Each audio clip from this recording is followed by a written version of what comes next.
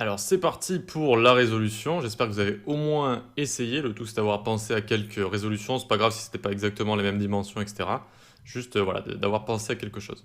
Donc le premier ici, premier exemple, donc on a juste trois carrés ici, donc on est où? On est dans container ici, et on a trois carrés de 150 par 150, à chaque fois je vous avais présenté avec un container, container A, B, C, item A, B, B, B, C, C, C, A1, A2, A3, si jamais vous avez envie de changer un item par un item, ok? Donc ici, eh bien, on a juste des carrés et on a envie qu'il y ait un élément au milieu, le carré du milieu, qui prenne plus d'espace que les autres. Donc ici, on va prendre le carré du milieu et on va faire par exemple A2 flex grow 1. Et donc il va prendre, hop, il va prendre tout l'espace ici, tout l'espace qui reste, c'est lui qui va le prendre. Cette propriété va passer au-dessus de la largeur et de la hauteur qu'on a définie de base et ça va prendre tout l'espace qu'il y a ici. On aurait pu le donner à A1 par exemple et regardez, ça passe bien au-dessus des propriétés de base. Hop. Et ici, ça vient partager du coup l'espace qui est resté entre A1 et A2 ici, tout en laissant un carré de 150 sur 150. Voilà.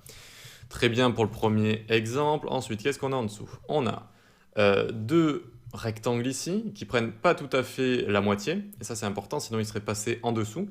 Dès qu'on voit ça, il faut se dire que les rectangles ici, des rectangles, j'ai dit peut-être carrés, des rectangles qui sont là en paire ici, donc ici et en dessous, eh bien il faut qu'ils prennent juste un petit peu moins que la largeur.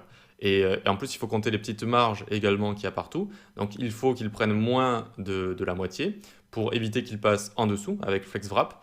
Et en même temps pour leur laisser un petit peu de jeu, c'est-à-dire le jeu qu'on voit au milieu ici, on peut le réduire si on veut, et les marges qu'on met également sur les côtés, qui ne sont pas obligatoires, mais qui peuvent être bien, pourquoi pas. Donc ici, qu'est-ce qu'on voit? Alors je fais un petit peu de la place, on voit qu'on a une largeur de 800, c'est important. On voit qu'on a FlexWrap, les éléments passent les uns à la suite des autres, et Justify Content Space Between. En fait, ça fait de l'espace entre les éléments, l'espace qu'on voit ici, sur le main axis, donc sur X. Donc pour commencer, on a envie donc que ces rectangles fassent un petit peu moins de 800 ici, un petit peu moins de 800. Donc par exemple, on va venir ici faire .itemB, width 380, donc un petit peu moins de la moitié de 800, hein, c'est ce que je voulais dire.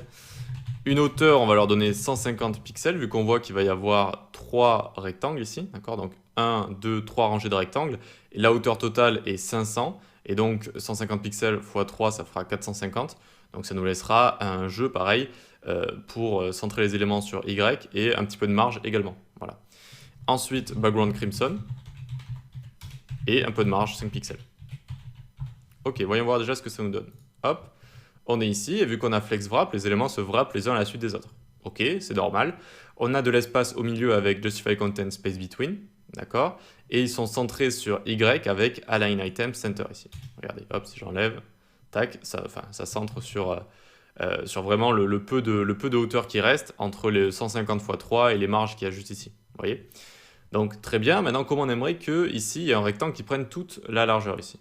Eh bien on va prendre le troisième et on va lui dire .b3 width 100%. Et hop, tac, lui il va prendre 100%, il va pousser les autres en dessous, rien de plus normal, et donc c'est tout à fait ce qui va arriver ici, on arrive à exactement la même chose. Voilà. Ce qui est important à savoir ici, c'est combien vous avez envie d'avoir d'éléments par rangée ici. Là on voit qu'on a envie d'en avoir deux, que la largeur est absolue, elle est tout le temps de 800 pixels, donc il faut qu'ils prennent obligatoirement moins de la moitié.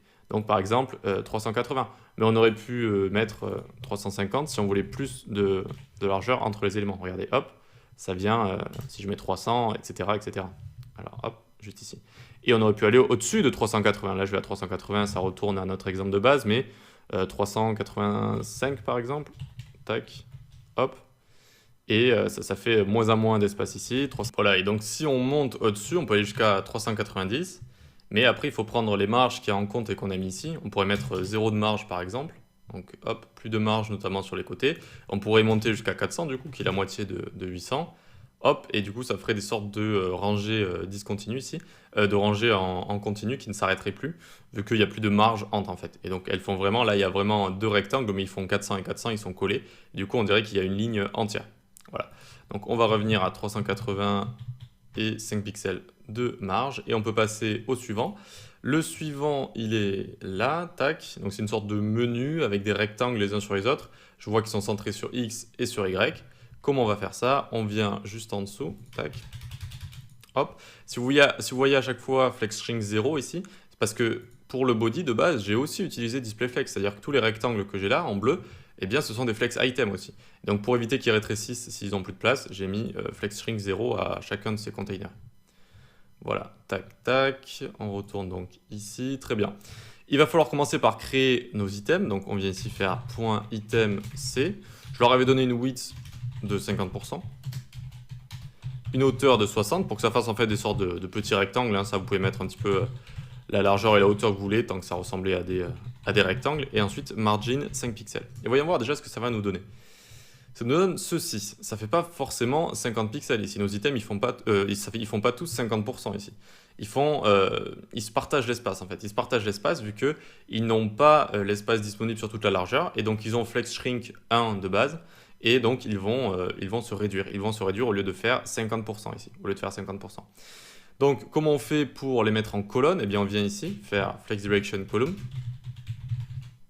column, tac, et là, vu qu'ils ont la place, ils vont avoir donc 50% de la largeur. Ok. Maintenant, on a envie de les centrer sur X et sur Y. Hop, align item et justify content. Hop. Et du coup, ça nous fait exactement la même chose. Hop, c'est bien centré sur X et sur Y. On a nos rectangles qui sont les uns au-dessus des autres. On aurait pu également donner une largeur définie, hein, pas seulement 50%. On aurait pu mettre 400 ici. 400 pixels, ça aurait donné exactement la même chose. 400 qui est la moitié de 800. Voilà. Ok, très bien. On passe au dernier exercice ici. On avait 3 carrés les uns au-dessus des autres. Il fallait en mettre un en haut, un en bas et un au milieu. Alors, on vient ici, on descend. On a un grand container de 800 sur 800. Très bien. Display flex. Ok. On prend nos items D. On en fait des grands carrés. 250 sur 250. BG Crimson. Voilà. Hop, on a nos gros carrés qui sont apparus juste ici. Nickel. Le premier, il est déjà bien placé, il est déjà en haut à gauche, donc pas besoin de le toucher. On va toucher au second. Comment on fait pour bien le centrer? Eh bien, la petite technique du margin auto. Margin auto. Tac. Et il va parfaitement se centrer en mettant des marges en haut, en bas, à droite, à gauche. Et donc, il est parfaitement centré ici.